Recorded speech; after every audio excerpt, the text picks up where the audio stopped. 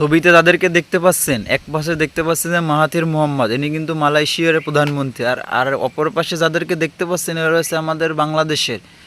এই যে মাহাথির মুহাতির এবং এরা এরা সবাই মিলেও এর যোগ্য সম্পন্ন হইতে পারবে না, কারণ এই মাহাথির মুহাতির একাই, এই লোকটা একাই মালয়েশিয়াকে আজ উন্নতির শীর্ষ পর্যায়ে নিয়ে গেছে, যেখানে বাংলাদেশের মানুষ এই বাংলাদেশ থেকে সেই দেশে কামলা দিতে যায়, প্রবাসীরা এই দেশে কষ্ট করতে যায়। কেন যায়? ওই দেশে অর্থনীতি আমাদের দেশের থেকে অনেক উন্নত। একটা সময় ছিল যে থাইল্যান্ড, বাংলাদেশ, মালয়েশিয়া এদের অর্থনীতি সমান ছিল। আর আজকে তারা কোথায়? আর আমাদের দেশের অবস্থা কোথায়? এই দুর্নীতিবাজ লোকদের জন্য আমাদের দেশের লোকেরা এখনও বিদেশে গিয়ে কামলা দিতে আছে। অথচ যদি এদেশে দুর্নীতি না হইতো, বিদেশ থেকে লোক এসে আরও বাংলাদেশে কামলা দিত, আর বাংলাদেশের মানুষ সোনার থালা ভাত খাইতে বসবে, এদেশের উন্নতি সরাসরি থাকতো। এদেশ হয়ে যেত ওই মালয়েশিয়া, সিঙ্গাপুর, থাইল্যান্ডের মতো উন্নত দেশে পরিণত হয়ে যেত, কিন্তু তা হইল না।